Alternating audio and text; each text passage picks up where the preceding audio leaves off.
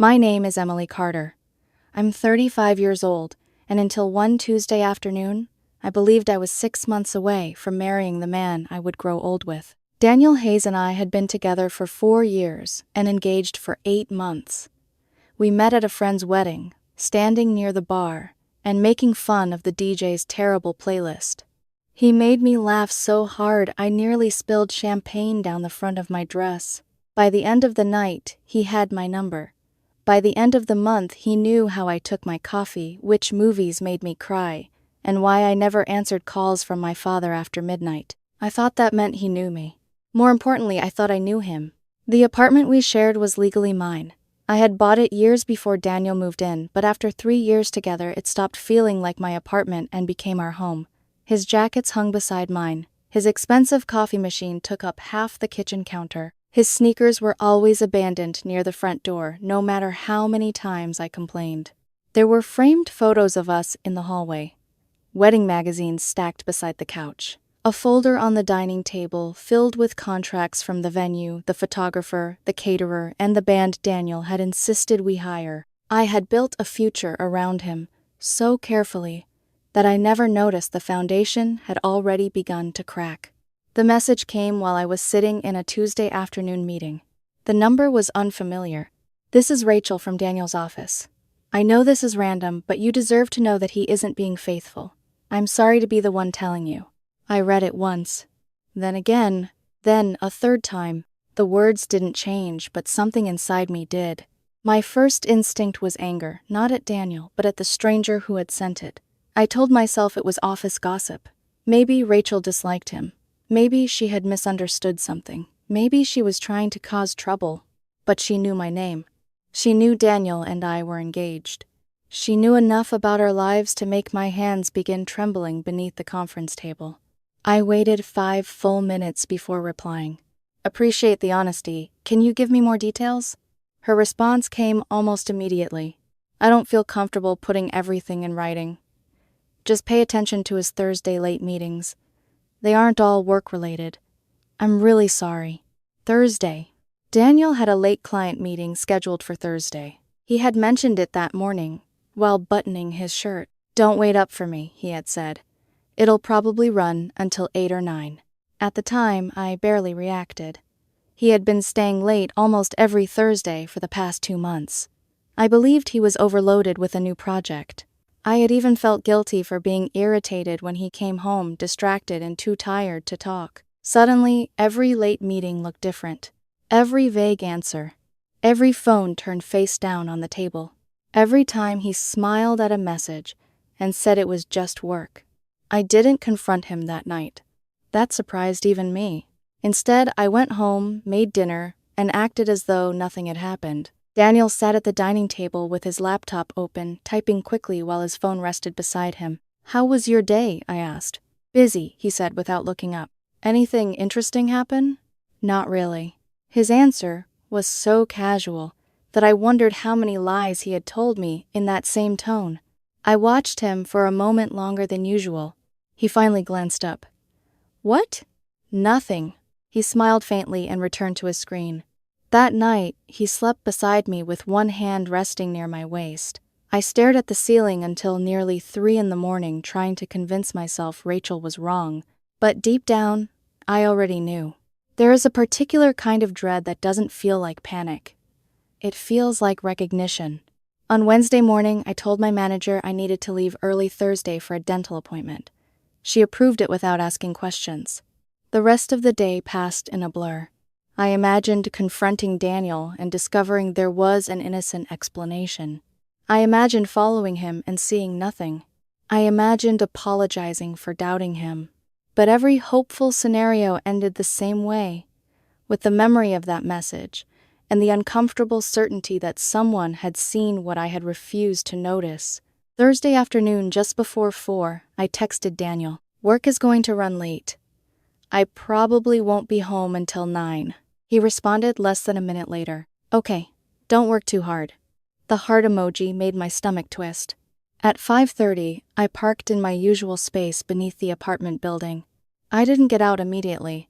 I sat behind the steering wheel for 10 minutes, listening to my own breathing and staring at the glowing windows above me. Part of me wanted to drive away. As long as I didn't open that door, there was still a chance my life was intact. Finally, I stepped out of the car. My hands shook as I unlocked the apartment. I heard voices before I entered. Daniel's laugh came first. Not the polite laugh he used at work dinners. Not the exhausted little chuckle he gave me when he was distracted. This was the warm, playful laugh he had used when we first started dating. Then I heard a woman answer him. I pushed the door open. They were sitting at our dining table. The same table where we ate breakfast every morning. The same table where Daniel had proposed dropping to one knee while I still held a fork in my hand. The same table where we had chosen our wedding venue. 2 wine glasses stood between them. Candles burned near a bowl of fresh flowers. There were plates of pasta, soft music playing from the speaker, and a bottle of red wine I had been saving for our anniversary. Daniel had cooked. He had spent months telling me he was too tired to cook. Now he sat across from a beautiful woman with dark hair and a fitted green dress, smiling at her as though they had done this before. She saw me first. Her face drained of color. Daniel followed her gaze. His smile vanished. "Emily," he whispered. I stayed near the door keys, clenched in my hand. "You're supposed to be at work. So are you." The woman pushed back her chair. "I should leave." "No," I said calmly. "Please stay." Daniel stood. "Emily, let me explain." I would actually love an explanation. I looked at the woman. "Who are you?" She opened her mouth, but Daniel answered for her. "This is Olivia. She works with me. The Thursday meetings." His silence was answer enough. Olivia reached for her purse. "We're just friends." I laughed once, but there was no humor in it. Friends who drink my wine by candlelight in my apartment while my fiancé lies about being at work. "Emily, please," Daniel said. "It isn't what it looks like." I looked at the candles, the flowers, his carefully prepared dinner. "What does it look like, Daniel?" He said nothing. Olivia lowered her eyes. "I'm going to leave," she murmured. This time I stepped aside. She hurried past me without looking back. The door closed behind her. Suddenly, it was just Daniel and me, standing among the remains of the life I thought we had. "How long?" I asked. He rubbed both hands over his face. "Emily, how long?" His shoulders dropped. 3 months. The answer landed quietly, but it destroyed everything. 3 months, I repeated. "We haven't slept together," he said quickly. "I swear, we just talked. We had lunch a few times, then dinner. Tonight was the first time she came here. You expect that to make this better. I don't know how it happened. You lied every Thursday for 3 months. That's how it happened." His eyes filled with tears. "I felt like you were always working." Olivia listened to me. She made me feel noticed. I stared at him, almost impressed by the cruelty of his explanation. "So this is my fault." "No, that's not what I mean. You didn't accidentally bring another woman into my home. You planned this dinner. You bought flowers. You opened our anniversary wine." He looked toward the table as if seeing it for the first time. "I'm sorry." "No, you're caught. Emily, please. We can fix this." I felt strangely calm. "Pack a bag." His face changed. "What?" "Pack your things and leave tonight. This is my home too."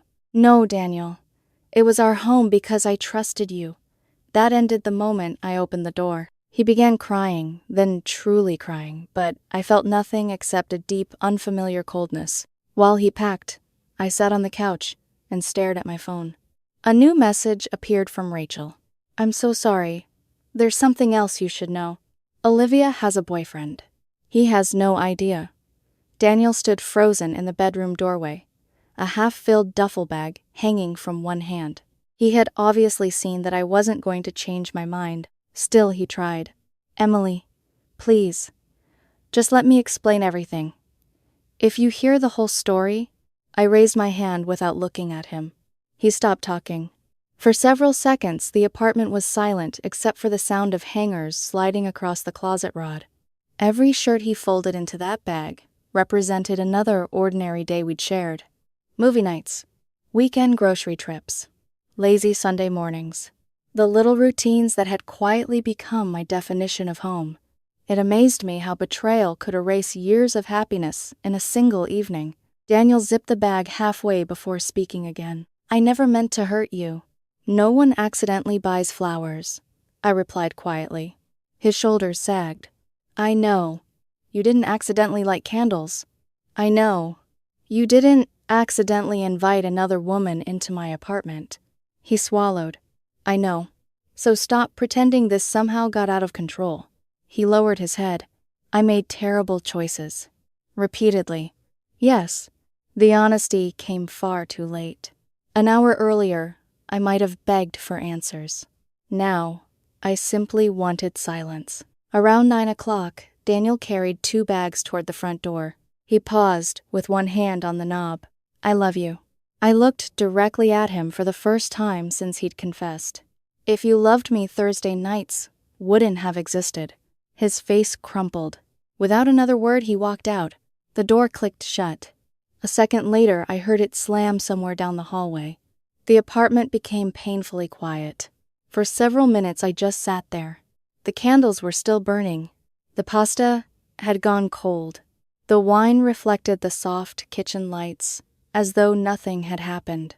I carried both glasses to the sink and poured every drop down the drain. Then the pasta. Then the flowers. Finally, I dragged the dining table away from the window and scrubbed the wooden surface until my hands hurt, as if I could somehow erase the image of them sitting there together. I couldn't. At midnight, I finally texted Rachel. Thank you. You were right. Her reply came almost instantly. I'm so sorry. For what it's worth, almost everyone at the office thought what they were doing was wrong. I stared at the screen. Almost everyone. What do you mean? 3 dots appeared. Disappeared. Appeared again. Then her message arrived. Olivia has a boyfriend. They've been together for almost 6 years. He thinks she's working late every Thursday. I closed my eyes. Daniel hadn't simply betrayed me. He had knowingly helped destroy someone else's relationship too. Another message arrived. A few people wanted to tell you sooner. No one wanted to get involved. I understand. Thank you for finally saying something. Sleep barely came that night. Whenever I closed my eyes, I saw Daniel smiling across that candlelit table. Morning arrived without feeling like morning. My phone was overflowing. 17 missed calls. 12 text messages. Emily, please answer. I made a mistake. Please let me explain. I love you. You're overreacting. Can we at least talk? Don't throw away 4 years. Please. Please. Please. The final text read differently. You're being unbelievably stubborn. One mistake shouldn't destroy everything. I laughed. Actually laughed. 3 months. Dozens of lies. Carefully planned dinners. Another woman sitting in my home. Yet somehow I was the stubborn one. I blocked his number. Then I blocked his email. His social media. Everything. The silence that followed felt better than any apology he could have offered. I spent the rest of Friday boxing up everything that belonged to him. His clothes. His shaving kit. His gaming headset. His books. The framed photograph from our vacation in Maine. I hesitated before placing that one in the box. We had looked genuinely happy. I wondered whether he had already been lying back then. By evening, 12 cardboard boxes were stacked neatly inside the guest room. I called Daniel's older sister, Lauren. She answered on the second ring. Emily, I need you to pick up Daniel's things tomorrow. A long silence followed. What happened? He can't explain it. I'd rather hear it from you. He cheated. Silence again. Then a quiet sigh. I'll be there in the morning. Saturday arrived with gray skies. Around 10, Lauren pulled into the parking lot driving a rented moving truck. She looked exhausted before she even knocked. When I opened the door, she studied my face for several seconds. You haven't slept. No. She walked inside. The boxes were already waiting. Daniel told me what happened. I'm sure he gave you his version. He said it wasn't physical. I folded my arms.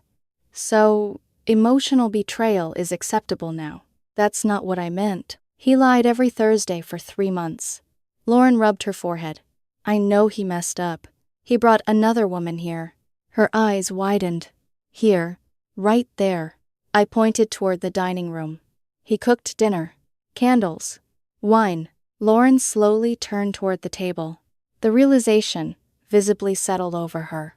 Daniel hadn't mentioned that part. He actually brought her here. Yes. She let out a long breath. Oh, Daniel. For several moments, neither of us spoke. Then she quietly began loading the boxes onto the truck. Halfway through, she stopped beside me. He loves you. I almost smiled. No, he does. People who love someone don't rehearse betrayal every Thursday. Lauren looked away. She knew I was right. Before climbing into the truck, she turned back one last time. I hope someday you can forgive him. I probably will. She looked relieved. But forgiveness doesn't mean reconciliation. Her expression fell. I'll never marry him. She nodded slowly. I understand. As the truck disappeared around the corner, I realized something unexpected. I hadn't cried once. Not because I wasn't heartbroken. Because the woman who had walked through that apartment door on Thursday evening no longer existed. She had been replaced by someone who finally saw the truth. Late Monday morning, I sat at my desk and opened the folder labeled wedding. One by one, I began making phone calls. The venue, the caterer, the florist, the photographer. Each cancellation felt like cutting another thread, tying me to a future that no longer existed. The venue manager sounded genuinely sympathetic. I'm sorry to hear that. Unfortunately, the deposit is non-refundable. I understand. $15,000 vanished with a single signature. Oddly enough, it felt cheaper than marrying the wrong man. The last cancellation email arrived just before lunch. I stared at the empty folder on my desktop for a long moment. For nearly a year, every spare minute had been spent planning a wedding. Now, in less than 3 hours, there was nothing left to plan. Surprisingly, I didn't feel empty. I felt lighter, like someone had untied a rope that had been tightening around my chest for months without me realizing it. Tuesday afternoon, my mother called. Emily. Her voice was unusually gentle. Hi, Mom. I just got off the phone with Lauren. She said you and Daniel ended things. Yes. She hesitated. Is it true he cheated? I looked out the office window before answering. Yes. Sweetheart, I explained everything. The message from Rachel. The Thursday meetings.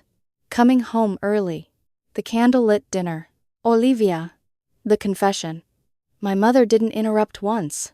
When I finally finished, she sighed deeply. I am so sorry. I'll be okay. I know you will. There was another pause.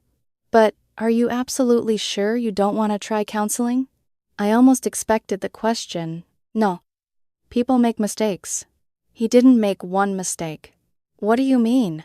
He made dozens. I closed my eyes. Every Thursday for 3 months, he chose to lie. Every Thursday, he chose someone else. Every Thursday, he looked me in the eye before leaving. Mom didn't argue. I suppose you're right. He didn't wake up one day and accidentally betray me. I understand.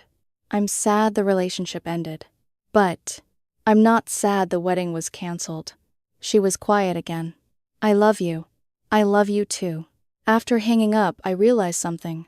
No one who truly loved me had asked me to blame myself. Only Daniel had done that. The following week was strangely peaceful. Without constant wedding planning, my evenings became quiet. I started cooking again, reading again, sleeping almost normally, until Thursday arrived, 5:30. The exact time Daniel would normally have texted, saying the meeting was running late. Instead, my apartment was silent. I made myself pasta, sat alone at the dining table. Halfway through dinner, I pushed the plate away. The table. I couldn't stop looking at it. Every glance replayed the image of candles, wine, and Daniel smiling across from another woman. The next morning, I visited a furniture store. The salesman smiled. Looking for anything specific? A dining table. Replacing your old one. Yes. He showed me dozens. Large ones. Small ones. Modern glass designs. Rustic oak. I eventually chose something completely different from my old table. Round instead of rectangular. Light wood instead of dark. Smella. Simpla. No memories attached. When it arrived 3 days later, I watched the delivery men carry the old one away. As the truck disappeared, I felt something unexpected. Relief. Not because it was just furniture. Because I no longer had to see the place where my future had fallen apart. 2 weeks after Daniel moved out, the doorman called upstairs. "Miss Carter." "Yes. There's a gentleman here, asking if you'll come down." "Who?" He hesitated. "It's Daniel." My stomach tightened for just a second. "What did you tell him?" "I said I'd ask." "No." "Are you sure?" "Very." "I'll handle it." 5 minutes later, the doorman called again. "He refuses to leave." "Isaiah, please ask security to escort him out." "Of course." I stood near the window without opening the blinds. I never saw him. I didn't need to. Later that evening, Rachel sent me another message. "Thought you should know.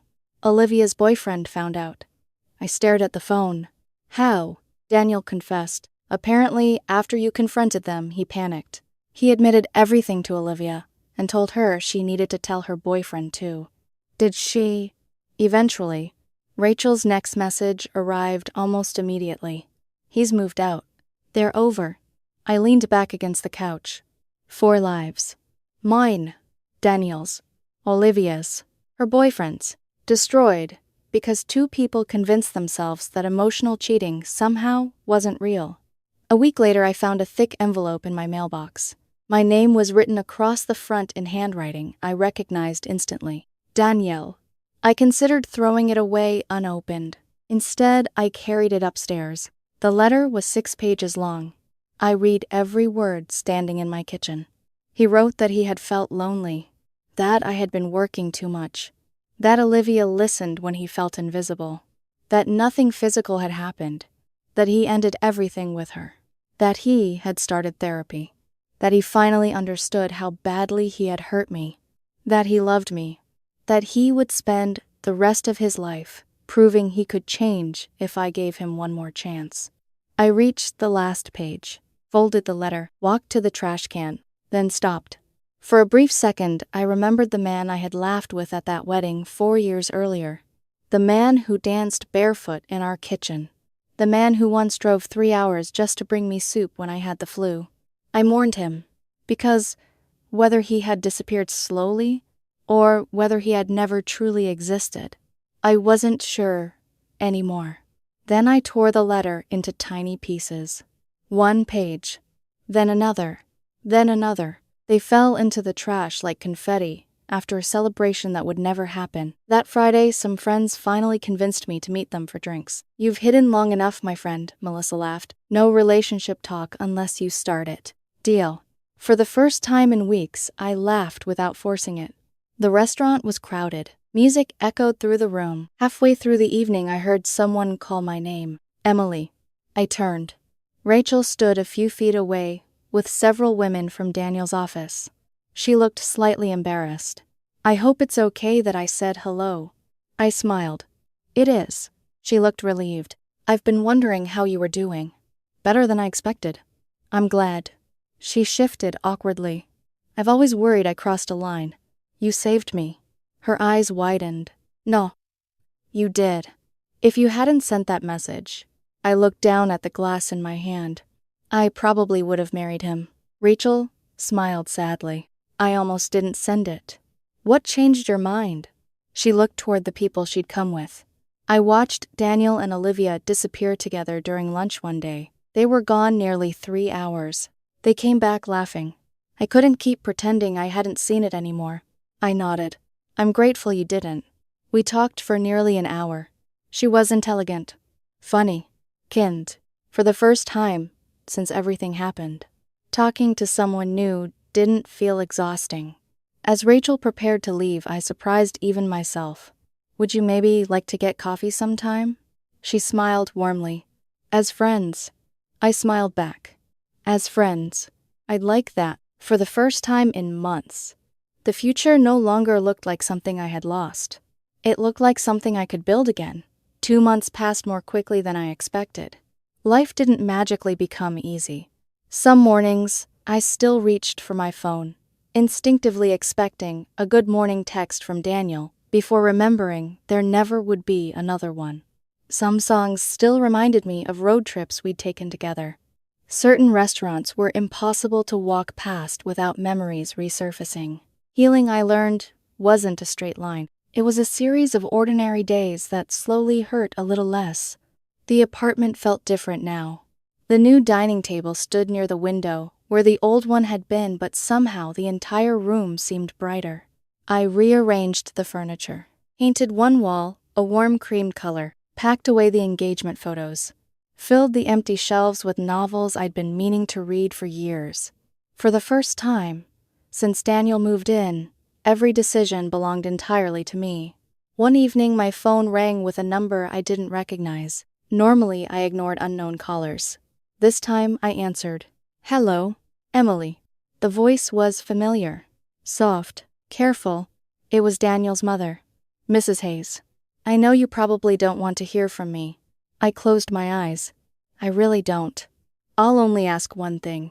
I didn't answer. "Daniel isn't doing well." Silence. "He's seeing a therapist twice a week. He barely leaves the house except for work. He blames himself every day." I leaned against the kitchen counter. "I'm sorry he's struggling. I know he hurt you. He made a terrible mistake. But he's trying so hard to become a better man." Her voice cracked. "Could you please meet him just once? He doesn't expect forgiveness. He just wants the chance to apologize properly." I spoke gently. "Mrs. Hayes. Yes, I truly hope Daniel becomes a better person. I mean that. He should. But he needs to become that person for himself. Not for me." She was quiet. "He still loves you." I believe he probably does. But love without honesty isn't enough. Another long pause. "You've become so cold." I looked around the apartment. At the walls I had painted myself. At the quiet home I had rebuilt. No, I've become someone who finally understands the difference between love and trust. She sighed heavily. "So that's really it?" "Yes. I wish you happiness. And I wish Daniel healing. But there isn't an us anymore." She whispered goodbye before ending the call. For several minutes, I simply stood there. I didn't feel guilty.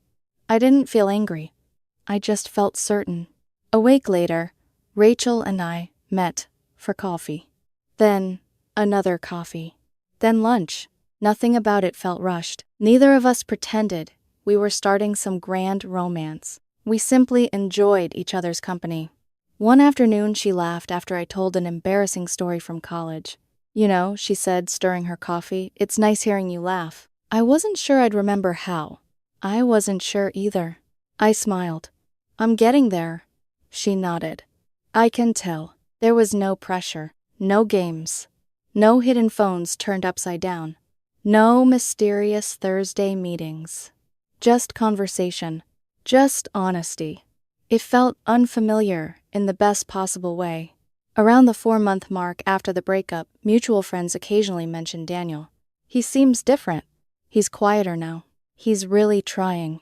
I genuinely hoped that was true. I also hoped he never repeated the choices he'd made with me. One evening, I ran into an old friend at the grocery store. She tilted her head. "So, do you ever regret ending the engagement?" The question didn't offend me. People had been asking versions of it for months. I smiled thoughtfully.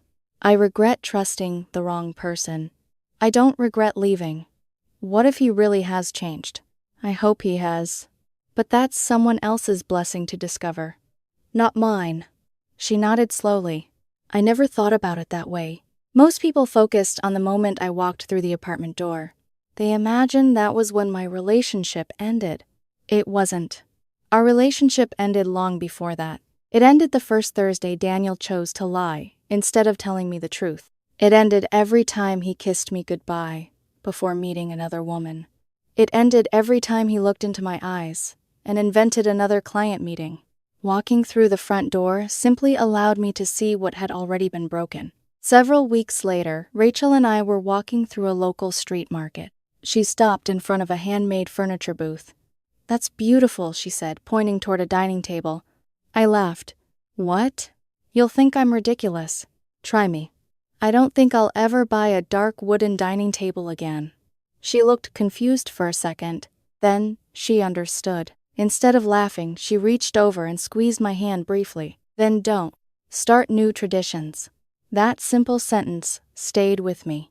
Start new traditions. Not replace the past. Not erase it. Build something healthier. Something honest. Months ago, I believed the anonymous message from Rachel had destroyed my life. Now I understood it had saved it. Imagine if she'd stayed silent. Imagine discovering Daniel's betrayal after the wedding, after buying a house together, after children, after years of building a future on lies. Instead, I lost a fiancé. I kept my self-respect.